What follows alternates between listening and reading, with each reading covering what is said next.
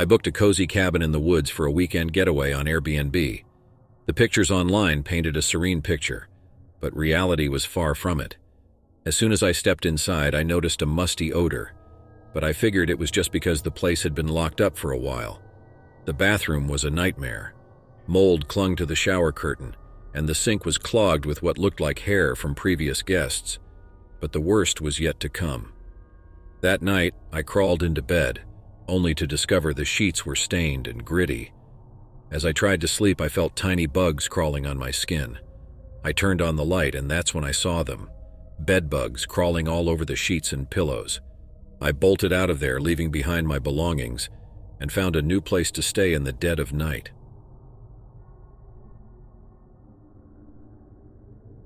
My friend and I booked a spacious apartment in the heart of the city. On the second night, we awoke to the sound of footsteps and laughter. Assuming it was the neighbors, we ignored it. But the next morning, the host mentioned we were the only guests in the building. We couldn't shake the feeling of being watched. Things escalated when we found a hidden camera in the living room. The police were called, but the intruder was long gone. We cut our trip short, haunted by the idea that someone had been watching us. My family and I booked a spacious Airbnb home for a week-long vacation. The house was beautiful and had a luxurious feel to it.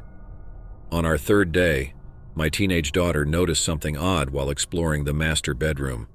She accidentally moved a decorative vase and revealed a hidden camera lens staring right at the bed. Shock and anger washed over us as we realized we had been unwittingly recorded in our most private moments. We immediately contacted Airbnb and the authorities. The host was arrested, and it was revealed that he had been spying on guests for years. Our dream vacation turned into a nightmare, and the violation of privacy still haunts us to this day. Airbnb's trust and safety team intervened, but the damage was done, serving as a chilling reminder that even in the most luxurious rentals, hidden horrors can lurk. During a solo trip to a historic town, I booked a quaint Airbnb in a charming old building. The host was friendly, but one evening I found a key on the kitchen table that didn't belong to me. Confused, I messaged the host, who claimed to know nothing about it. I decided to investigate further and used the key to unlock a small closet I hadn't noticed before. Inside, I found a collection of photos of previous guests, people who had stayed in the same apartment. Some of the pictures were recent, others dated back years.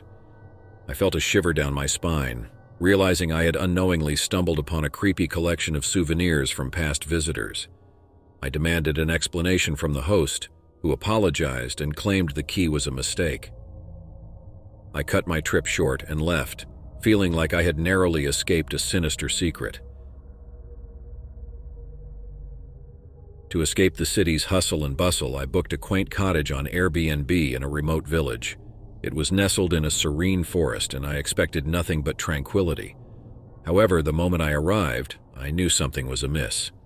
The bathroom was revolting, with a leaky, moldy ceiling and a sink full of hair and grime. The worst was yet to come.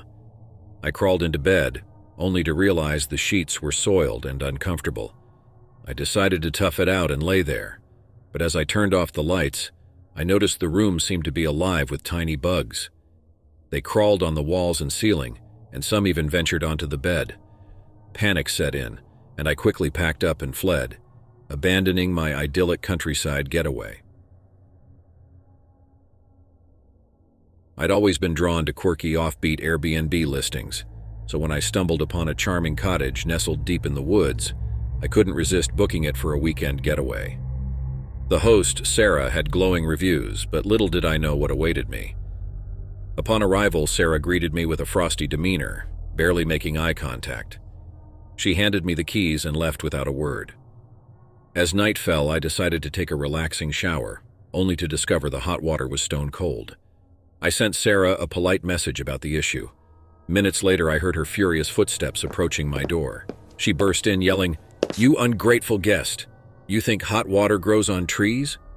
Her eyes were wide and her hair disheveled. I was terrified. That night, I heard strange whispers and eerie noises throughout the cottage. I couldn't sleep, convinced the place was haunted.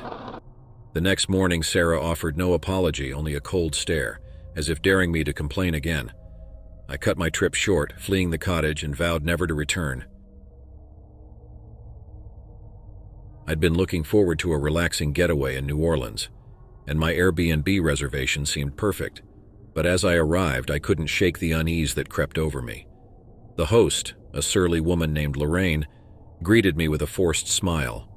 The first night was sweltering, and I realized the air conditioning was broken. I politely informed Lorraine, expecting a quick fix. Instead, she brushed me off, saying it would be repaired soon. That night, I tossed and turned in the stifling heat, unable to sleep. Around 3 a.m., I heard strange, whispering voices outside my door. Terrified, I called the police. When they arrived, they found Lorraine in the backyard, her lips stained red. She'd been speaking incoherently, muttering about guests who never left. I never found out the full story, but I left that Airbnb, my vacation ruined.